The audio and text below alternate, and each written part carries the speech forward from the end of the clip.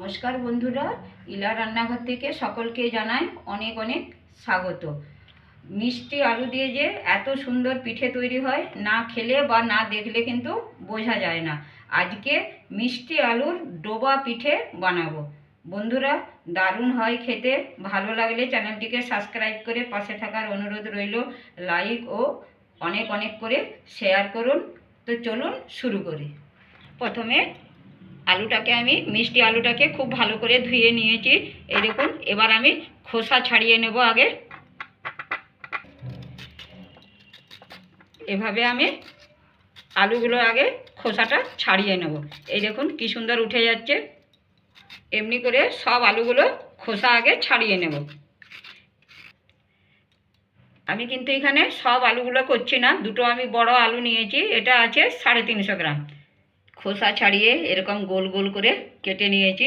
আমি এখন এটাকে সিদ্ধ করব না, এটাকে আমি ভাপিয়ে নেব। একটু ভাপে সিদ্ধ করে নেব।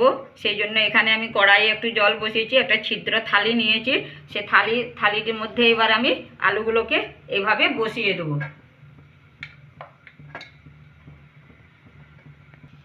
আলুগুলোকে থালার উপর বসিয়ে নিয়েছি এভাবে। এবার আমি একটা ঢেকে দিলাম উপর থেকে। এবার ভাপিয়ে নেব আমি 10 থেকে 15 মিনিটের মতো। সিদ্ধ হয়ে গেছে। আমি ভাপে সিদ্ধ করেছি, টাইমটা অনেক বেশি লেগেছে, 20 থেকে 25 মিনিটেরও উপর লেগে গেছে। আপনারা কিন্তু বন্ধুরা একটু জল নিয়ে সিদ্ধ করে নেবেন, এভাবে গোল গোল কেটে সিদ্ধ করে নেবেন, তাড়াতাড়ি সিদ্ধ হয়ে যাবে। ভাপে কিন্তু একটু টাইম লেগেছে, আমার কিন্তু সিদ্ধ হয়ে গেছে। এখন আমি গ্যাসটা বন্ধ করে দেবো। খানিক একটু সামান্য ঠান্ডা করে নেব, বেশি ঠান্ডা করা চলবে না, একটু গরম থাকতে থাকতে কিন্তু ম্যাশ করে নিতে হবে আলুটাকে। গরম আছে এখন, একটু গরম থাকতে থাকতে কিন্তু হাত দিয়ে ম্যাশ করে নিতে হবে, যেন গোটা গোটা না থাকে। এই দেখুন, এইভাবে হাত দিয়ে কিন্তু আমি ভালো করে আলুটাকে চটকে নিতে হবে প্রথমে। খুব ভালো করে কিন্তু আলুটা চটকে নিয়েছি, যেন গোটা গোটা না থাকে। একটু টাইম নিয়ে কিন্তু আলুটাকে মেখে নিতে হবে। এই দেখুন এইভাবে। আর যদি মনে করেন যে ঝরঝরে লাগছে সিদ্ধর পরে, তখন একটু জল দিয়ে কিন্তু আলুটাকে গরম জল দিয়ে একটু ভালো করে চটকে নিতে পারেন। এখানে আমি নারকেল কোড়া নিয়েছি, এখানে আমি বড় চামচের 2 চামচ দিলাম। এখানে আমি ময়দা নিয়েছি, ময়দা দেবো। এখানে আমি নিয়েছি 1 বাটি ময়দা। কতটা লাগবে দেখি, এখানে আমি হাফ বাটি পরিমাণে দেব। এখন আমি 3 চামচের মতন দিলাম ময়দাটা। একটু সামান্য নুন দিলাম। এখানে আমি বেকিং পাউডার নিয়েছি, হাফ চামচেরও কম নিয়েছি, একটু বেকিং পাউডার দিলাম। আর এখানে আমি দেব বেকিং সোডাটা দিলাম, বেকিং পাউডারের হাফ সোডা দিলাম। সব শুকনো উপকরণগুলোকে একসাথে আগে ভালো করে মিশিয়ে নেব। মিশিয়ে নিয়েছি, এবার আমি আলুর সাথে মেখে নেব। এটা যদি টাইট মনে হয় তো আমি জল দিয়েও এখানে মেখে নিতে পারি। আলুটা আমি হাত দিয়ে খুব ভালো করে মেখে নিয়েছি। এই দেখুন, এবার আমি একটু উপরে তেল বুলিয়ে রাখলাম। এখানে আমি ময়দা নিয়েছিলাম প্রথমে 2 চামচ বড় চামচের, আবার আমি 2 চামচ ময়দা লেগেছে আমার মাখতে। এবার আমি খানিকক্ষণের জন্য ঢেকে রাখবো, ততক্ষণে আমি চিনির রসটা বানিয়ে নেব।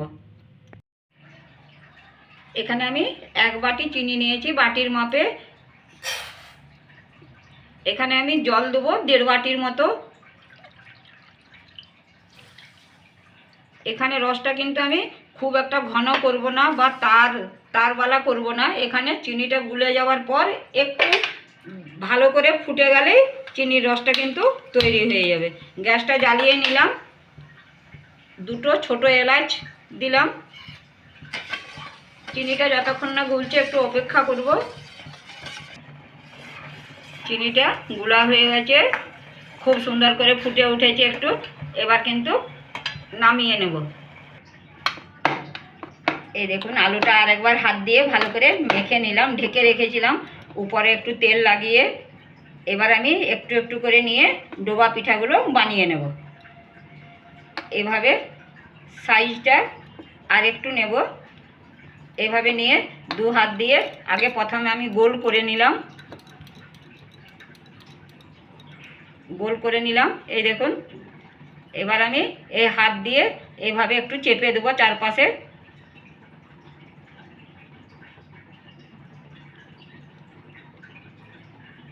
এবার মাঝখানে আঙ্গুল দিয়ে আমি এইভাবে কিন্তু আমি একটু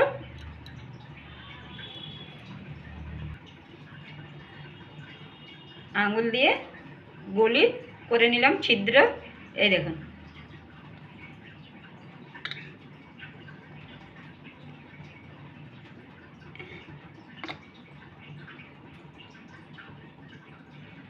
এই দেখুন একটা কিন্তু আমার ডোবা পিঠা তৈরি হয়ে গেল। এইভাবে আমি বাকিগুলো সব তৈরি করে নেব। এই দেখুন কতকগুলো কিন্তু আমি বানিয়ে নিয়েছি। এইভাবে আগে এগুলো ভেজে নেব। এখানে আমি তেল গরম করে নিয়েছি, হালকা গরম করে নিয়েছি, খুব একটা বেশি তেল গরম করা চলবে না। এবার আমি পিঠেগুলো ছেড়ে দেবো, আপনা থেকে কিন্তু ভেসে উঠবে।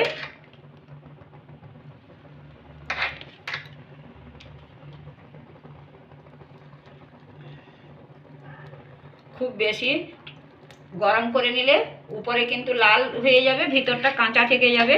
আর এটা আপনার থেকে উপরে ভেসে উঠবে, যেহেতু বেকিং পাউডার দেওয়া আছে। এবার কিন্তু আমি আস্তে আস্তে উল্টে দেবো এগুলো। এই দেখুন বন্ধুরা কি সুন্দর ফুলে উঠেছে।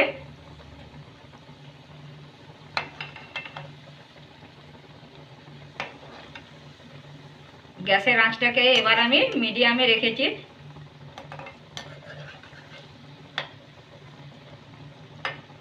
এরকম লাল লাল করে কিন্তু ভেজে নেব একটু। এবার আমি তুলে নেব। এই যে সুন্দর লাল লাল করে ভেজে নিয়েছি। এবার তেল ঝরিয়ে একদম আমি রসের মধ্যে দেব। গরম গরম কিন্তু রসের মধ্যে দিতে হবে।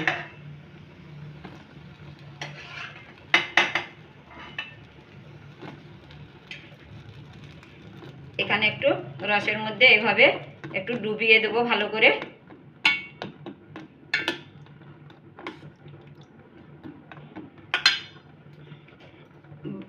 বাকি আবার যেগুলো আমি বানিয়েছি ওগুলো আমি তেলে ভেজে নেব।